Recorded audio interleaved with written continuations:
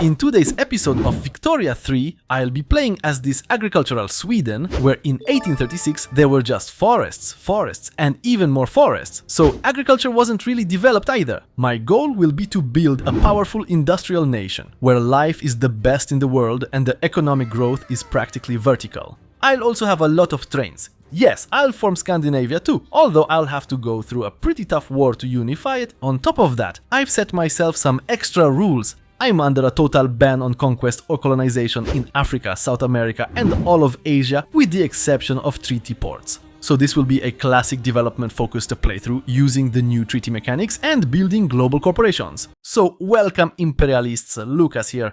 Quick heads up, I just noticed that Victoria 3 is currently under 11 euros on ENEBA, and the latest expansion is a bit over 18 euros. I think it's worth checking out. You can find a link to the full offer in the description, and ENEBA is a trusted long-time partner of this channel.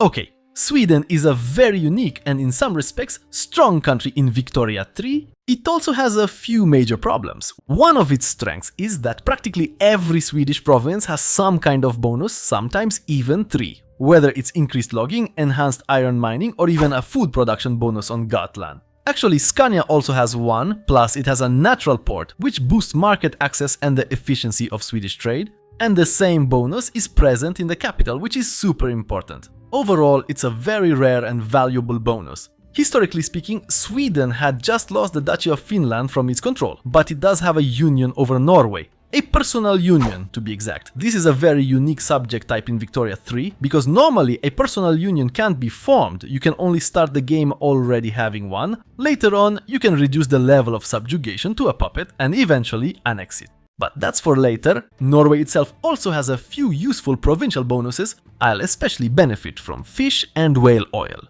Norway also has a unique area for electricity production, which used to be really strong, but nowadays it's kinda meh, since electricity is produced locally only. Literacy is over 50%, which is great, because it means I'll be able to find workers for my factories quickly. As for Sweden's laws, they're kind of mid. At least I don't have to abolish serfdom, but there are many more modern laws I'll want to push through. At the start, I'll be focusing on public schools and any kind of healthcare system. Women's rights are a bit problematic, as they lower the birth rate in Sweden, which isn't that high to begin with. A big bonus for Swedes is the existence of the Pro-Prussian League, which makes the landowners and militarists happy.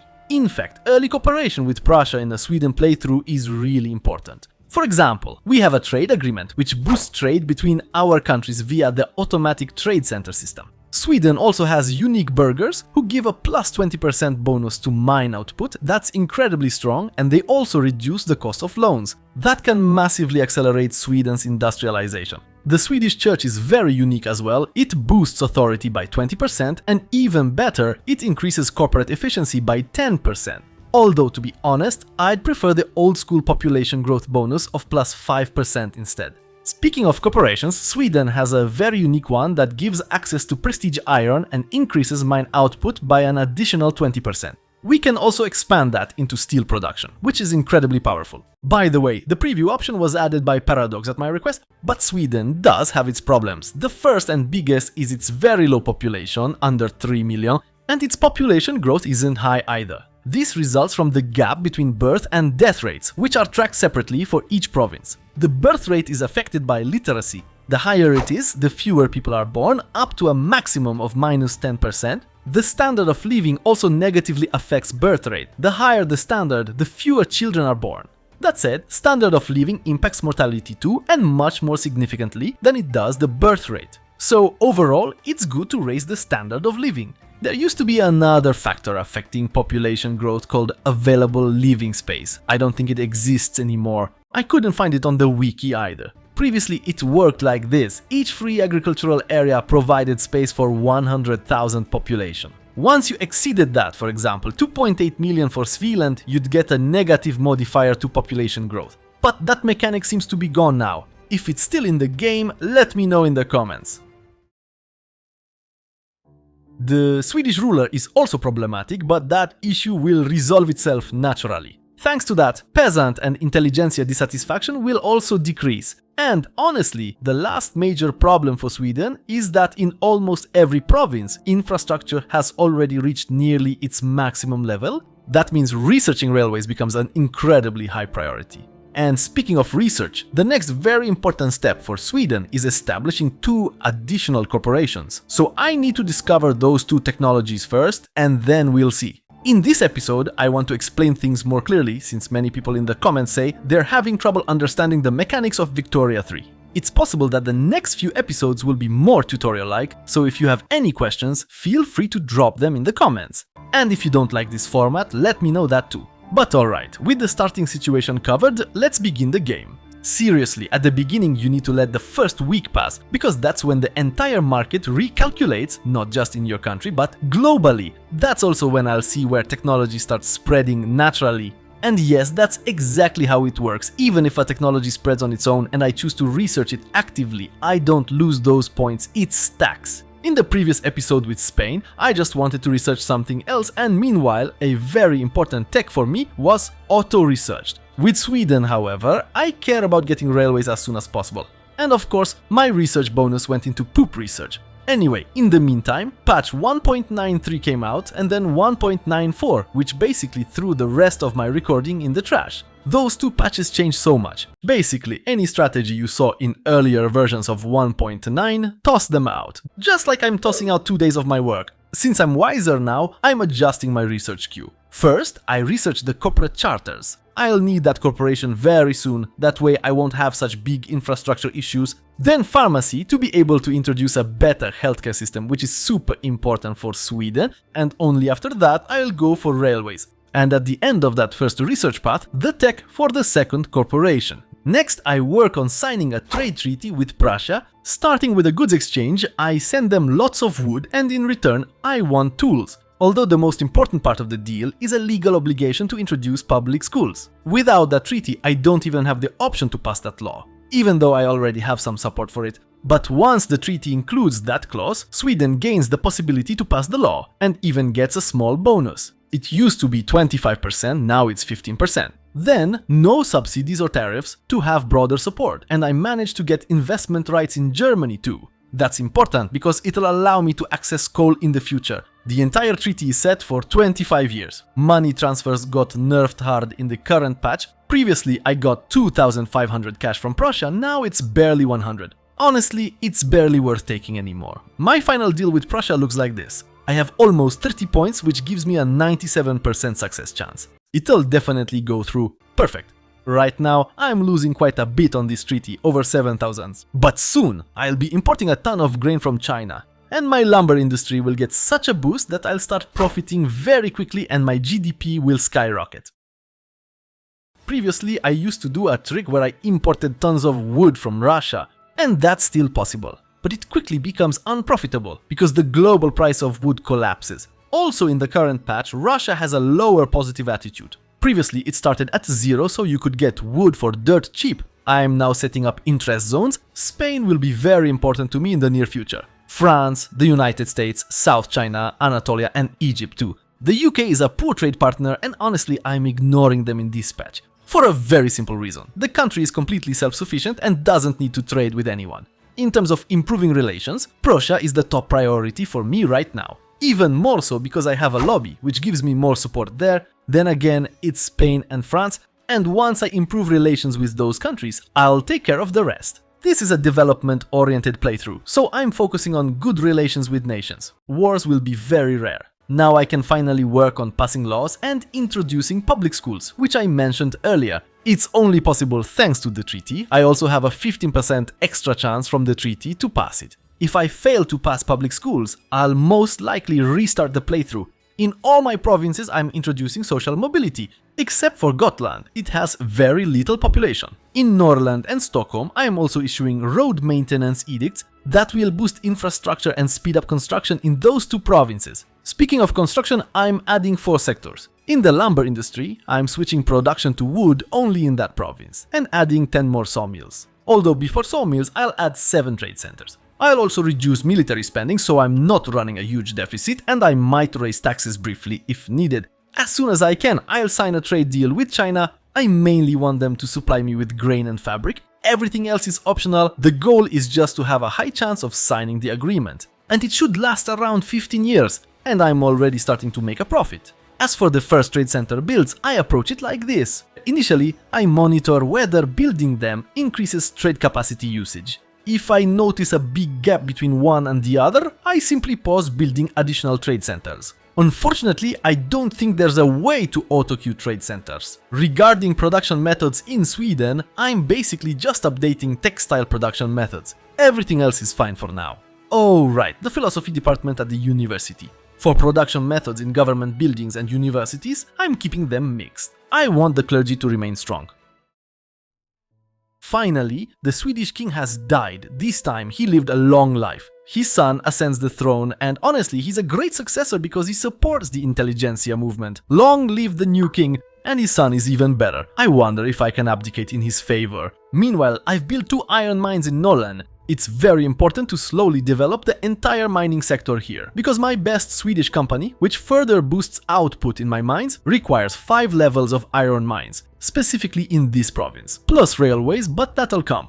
And unfortunately also a tier 3 technology, and to research it without penalty, I need to finish everything at tier 2 first. A new anti-Belgian lobby just formed, and I'll take advantage of it. Belgium is now my new rival. Why do these anti-lobbies always appear when I plan to play peacefully? Honestly, Belgium is even better suited to this tall style play I'm doing with Sweden. It has stronger companies, a bigger population, and can quickly occupy the entire Netherlands. Would you want to see me play as Belgium sometime? And just when things were starting to go well, a civil war broke out in Prussia. Tool prices in my market skyrocketed and my GDP dropped by 1 million. But at least I managed to implement public schools. After that, I moved on to police reform. Since most social groups support it, I can also create my first company now, but it's not the best time due to my tool crisis. Still, no point waiting, I established the first Swedish lumber company.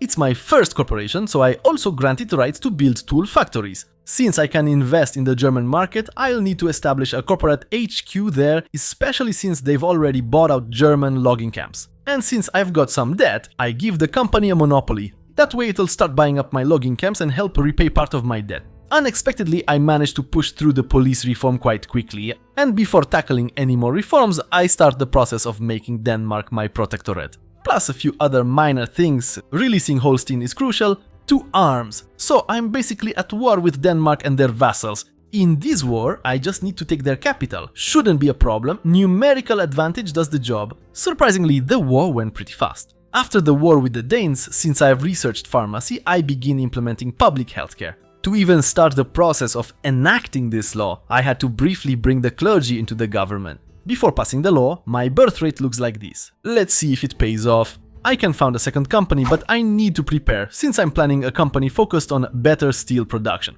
It can also operate iron and coal mines. Meanwhile, a new healthcare system was established in Sweden. I immediately reformed the government to make it more stable. Now I just need to upgrade the healthcare institution to level 4. That'll take a few years. I have discovered another crucial technology, atmospheric engines. I immediately implement them in all my mines. Not only will this boost my mining output, but it'll also trigger a major event, where I could boost extraction by 33% for 5 years, but I'm more interested in speeding up railway research. If you already have railways, then the third option is best for you. Now the intelligentsia is demanding a change to the voting system in my country based on wealth, which I'll probably implement. That should increase the influence of industrialists and the middle class. As for further developing my country, as you can see, I'm expanding the steelworks. But this build queue is still fluid. Once the steel mill is done, I'll build a tool factory, then a coal mine, and I keep adjusting it as I go.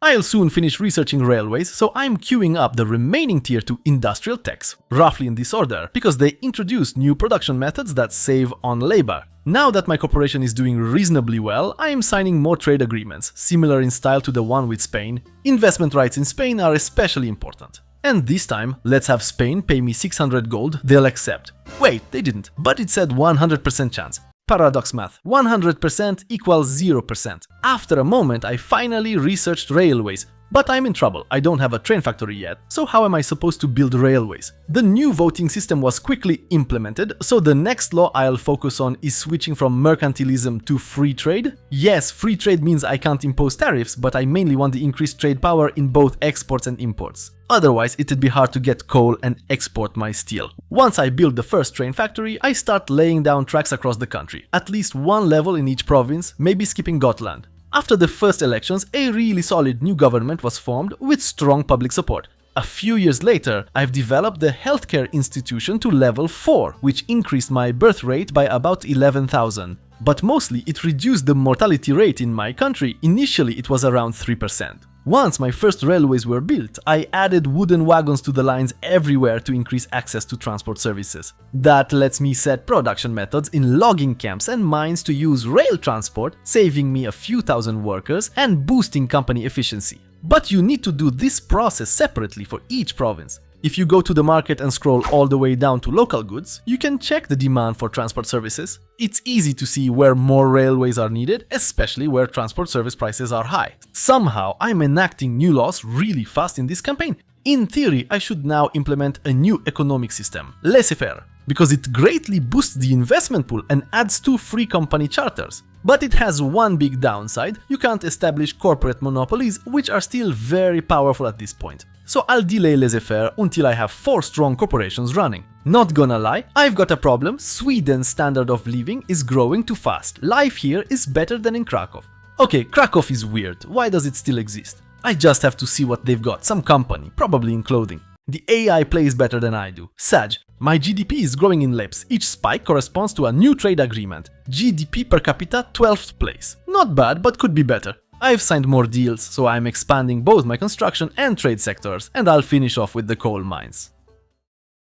The year is 1955, and I can finally establish my second company, a steel producer, Swedish Steel. I'm also granting this company the rights to coal mines, as well as a monopoly on those mines in my country, so they'll have to buy them from me. Since I no longer have any free charts, I paid the 200 authority points for this, though I'll manage to recover 100 points by lifting the monopoly on logging camps. I can also enter into new agreements, for example with China. It's best to keep those agreements short now, because my economy is entering a phase of rapid growth. Soon I'll be able to supply more and more goods and take in more and more basic resources from other countries. That's why I'll be able to renegotiate those treaties every 5 years. Also remember to monitor the flow of your goods. Of course, I keep forgetting about that. Although from what I see, I need to control it everywhere, and I've really overlooked that. And here's something new. My previous ruler died, and his son is now taking the throne, who, as you know, is an absolute powerhouse, because he supports a lot of modern laws, though he does have cancer.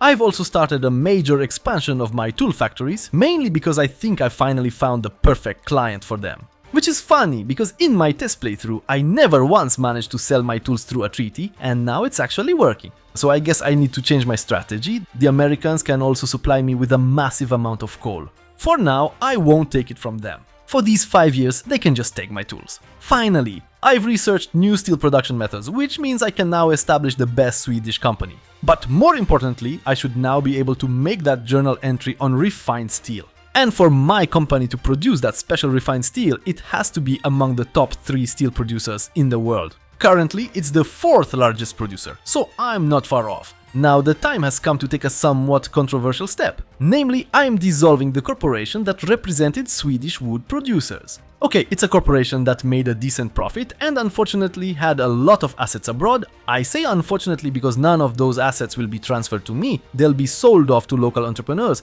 basically for free. And that hurts my capitalist heart. For example, I own 7 tool workshops in Prussia. I closed the company and the buildings that were on my territory will transfer to me. But the ones abroad will return to the local market. Still, I think it was worth investing in that company earlier anyway, because thanks to it, I can now quickly establish this new one. And this is actually a really good moment, since iron prices are high worldwide. LK will get a monopoly from me on iron mines. I probably won't give them rights to steel mills, at least not for now, although I really wish this company had its own coal. So in the end, I'll also grant it investment rights. I thought closing the previous company would crash my GDP, but it didn't. And now, after introducing the new steel production method, I've become the 3rd largest steel producer in the world, so all my actions are heading in the right direction for now.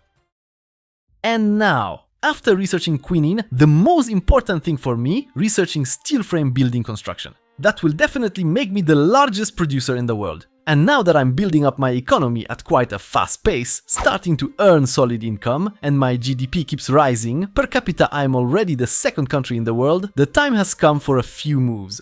The first is to establish my own great power block. Ideally, honestly, it would be a religious block, because it increases the birth rate by 5%.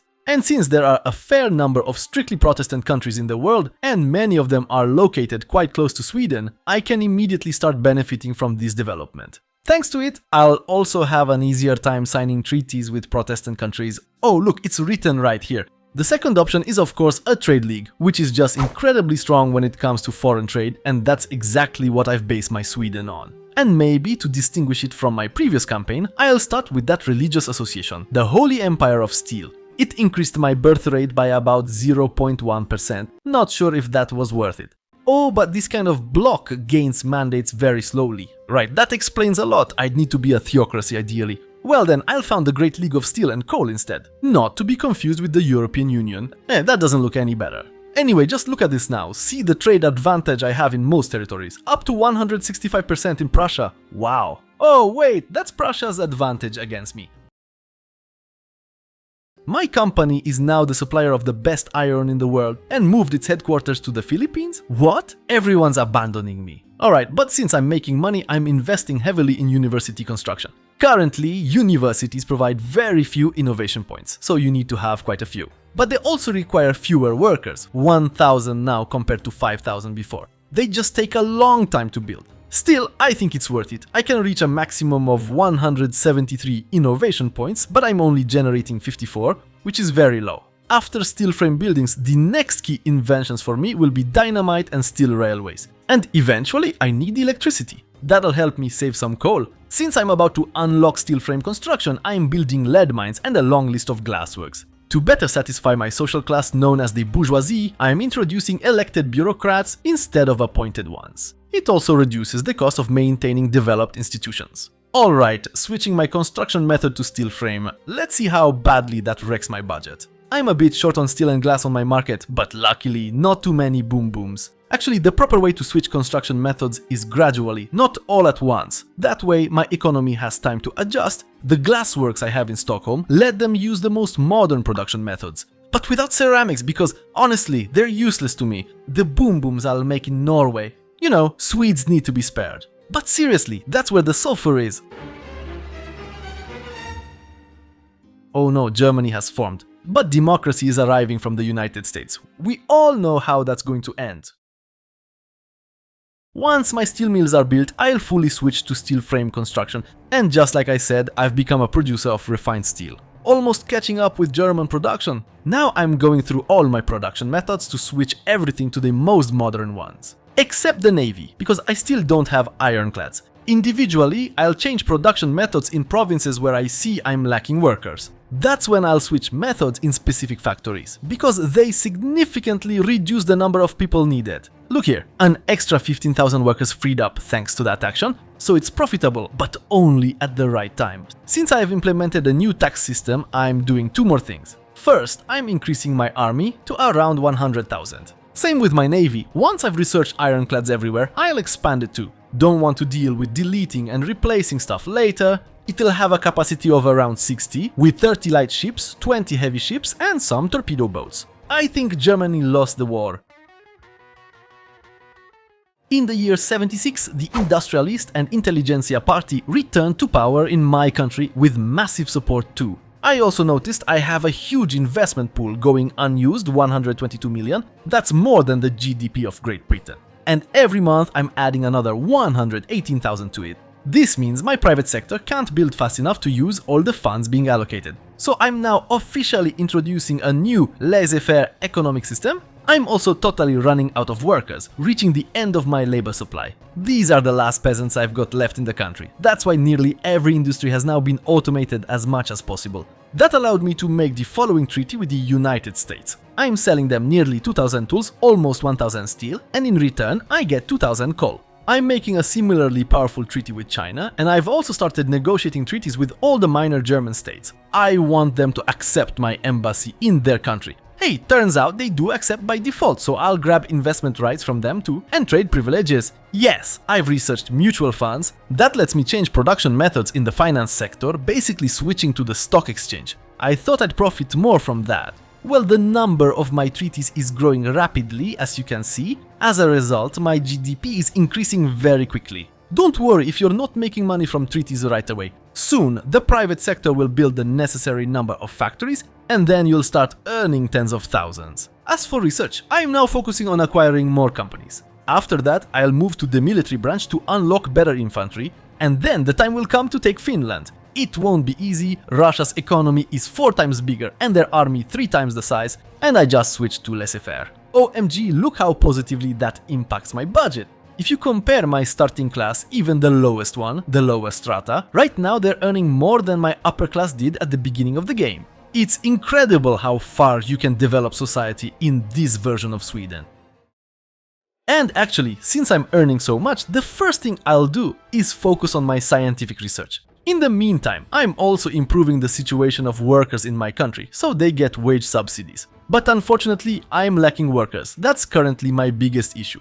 I knew this was coming. I have a population of 6 million and it's growing steadily, but I don't want to rely on immigrants, not this time. That's why I introduced my third corporation, which will be a food supply company. When it reaches its maximum level, it will increase my growth rate by 5%. I'm also expanding my power block. In this moment, I've added 3 countries to it, but I'm still hunting for Hamburg and Pomerania. Honestly, it's painfully slow. I'd rather just conquer them. And look at my support in the government. Basically, every social group is giving me their maximum bonuses. Too bad I don't have the double bonus from the military and the church. To get the double bonus, the group must be a major interest group over 20%. Of course, if it drops below 20%, it won't immediately lose that status, it has to fall below 18%. It's written here anyway. Awesome, Pomerania wants to join my state bloc, I'm happy about that. So basically, only Hamburg is left from this coastline, but I have no idea how to get it. Oh no, I discovered feminism. How on earth did Norway surpass me in GDP per capita, and by that much?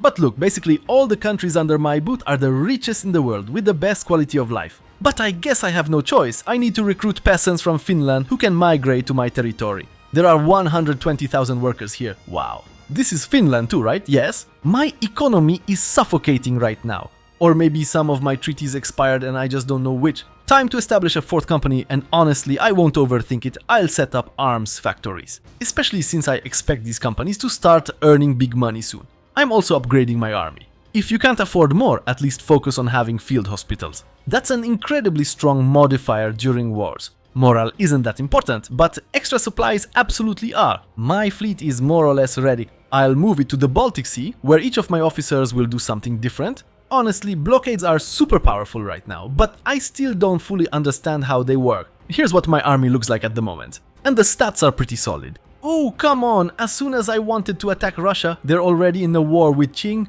Actually, this might be my chance. Plus, I just discovered machine guns, which increase manpower damage by 5%. I plan to transfer control over Finland to myself. And from what I see, Austria will side with Russia. That's not good. But wait, Spain too? Why are they in this war? Didn't see that coming. And Austria again. Honestly, I'll switch to defense mode, I'll inflict fewer losses that way. But I need to drain them. I don't have any army to invade Spain or do a surprise attack in Austria's rear.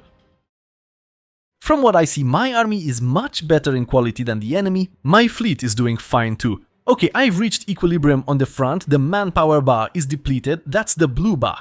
And honestly, that's the most important bar during wars. I'm ordering only my marshal to attack, he has the most reasonable bonuses for attack and defense. And I'll attack toward the war goal. It's a nice feature they added, showing which province you need to defend or conquer. Hey, my army is better at attacking than defending. If you're wondering why I took such a large area after just one victory, it's because I have cavalry. Without it, you gain far less territory after each win. Look how many losses I'm inflicting on the Russians. It's basically 5-1. The current best offensive army in the world is rated at 72 and I have 76. The opponents don't stand a chance. Russia's navy is gone, now I have to deal with Spain's. And look, my smaller army is cutting through the Russian forces like butter. Wait, the aggressive maneuver trait isn't good, really not good. Everything was going so well and now a second front has opened up. So I'm splitting off 30,000 troops from my main army. I'm giving them a general with solid defense and sending them to hold that choke point. Remember the Spanish Navy? Yeah, now it's just a memory. I can't believe it, this tiny army of mine is holding back the Russians. Literally 30,000 versus 300,000 and they're holding the line. I'm at the end of a battle involving 62,000 enemy troops versus 20,000 of mine at the start. And look at the casualties on their side. Now I'm making the final maneuver to secure the war goal. Beautiful, crushing the Russian army without much trouble, so the objective is achieved and Russia now has negative war score. Once it hits negative 100, they'll automatically surrender. I don't even want to compare losses, it's like 4 times more on their side. Oh no, the Russians broke through the northern front. Not good. But honestly, I don't think anything can save them anymore. And look at this, 200 battalions versus 1500 and I'm winning. Quality matters much more than numbers now. I'm now improving relations with Finland. Sending my fleet to the Mediterranean? No idea how, but some of my opponents still don't want to sign peace. Anyway, I ended the war with a white peace, but I did take Finland. So a sweet 100,000 workers to utilize. Actually 200,000. Wow, that's even 300,000 workers. And now, with everything conquered, it's time to form Great Scandinavia. Although I'm still missing Schleswig-Holstein and I'd have to fight Germany for it. Germany is likely stronger than Russia, they have the world's second largest army, and I'm not even on the list. By the way, during that war, my company reached 100% prosperity. But back to forming Scandinavia. The Great Union above all nations. I could claim Schleswig-Holstein, but probably not worth it. Instead, I'd much rather accept Finnish culture in my country. Yes, GDP is rising. I'm no longer the richest country per capita. Now Africa is richer. Still, life's pretty good in my country, even though I dropped 4 points and I'm now close to the Philippines. Philippines, the best place to live. Kinda funny compared to real life. After unification, my biggest issue is dealing with taxes. I'm short 800 points. I see I lack tax competency in only one province, my capital, my oversight. To calm my citizens, I'll build administrative offices where I have the most unemployed, in Kuopio. Oh, and now I have to reset production methods everywhere. No, that's going to be annoying. Hopefully, what I'm doing now is the correct method. Another big issue, I'm paying unemployment benefits and some subsidies. Huge subsidies for ports and oof, that's not looking good. Oh right, I'm not using convoys currently. And I don't know why, but not all production methods were switched to the best available. Looks like I accidentally got some colonies too. But I don't intend to develop them, so they don't count. Though they do give me presence in new regions. Very nice. Alright, now that I've secured tax income, it's time to handle the railways. Oh my god, massive problems here. Ha! Didn't expect this! Germany just started their unification process and I'm their main enemy. Though Austria might be on my side. In that case, the best thing I can do is probably reorganize my army into one large force, at least for now. Looks like I only have one front. As a test, I want to check Prussia's army. They luckily have worse infantry than mine. I already have trench infantry, though it's quite expensive. No idea whether to send the fleet to the Baltic or North Sea. Who knows? Comment below. Right before the war, I added extra goals to liberate as many states as possible from the German Federation. And for now, it looks like I have a slight advantage in the war. Though I don't see it on the front lines. Germany strikes first across the front, but I have the edge defensively. Although the German army is scoring some spectacular victories, I'm sticking to total defense in this war. What matters most is that I burn out slower than Germany in these battles, since my defense is higher. I've also signed military assistance treaties, so I should get a bit more reinforcements. Look, at the end of a battle I lose 10,000 soldiers, they lose 35,000. 70,000 wounded for them, only 20,000 for me. I'm waiting for the right moment to break through and I think it's close. We're plus 30 on the front. Let's see, if Germany stops attacking after these battles, I'll go on the offensive. It's clear their army is completely exhausted. You can see it in the quality. I've got 32 to 44, Germany has 13 to 18. You know what, I'm launching an offensive focused on looting. Found a neat trick. If I want overwhelming numerical advantage against Germany, I just set my offensive general to defense. That way he won't join another battle after winning the current one where he had a massive numbers advantage. Perfect. Now I'm waiting for a few more battles to start. And now, as I can see that 3 are already underway, and look, the Spanish already have this huge advantage because all those full battalions are fighting in the 2 previous battles. I send in my army to attack, which triggers a battle where I have a massive numbers advantage. Even without a quality advantage, they can't win. And again, looks like it's working. And now that I have 60% advantage on the front, I don't even want to bother anymore. Berlin is captured, so Germany is starting to lose. Hey, why is there no free Gdansk? What happened? Well, this war certainly didn't benefit Germany. For me, business as usual. You know what's saddest? Because of this war, my entire population fled. I had 350,000 peasants, now only 46,000 left. My Scandinavia is now the 3rd most powerful country in the world, despite having a very small population. And it's all thanks to my mines being 125% efficient. This is the country with the highest quality of life for its citizens, with a fairly developed trade power block in the Baltic. So what now? My next goal will be to conquer the entire Baltic coastline, so that sea becomes a Swedish inland lake. But that means a lot more wars. And in this episode from Spain, you can see another way to build a colonial empire,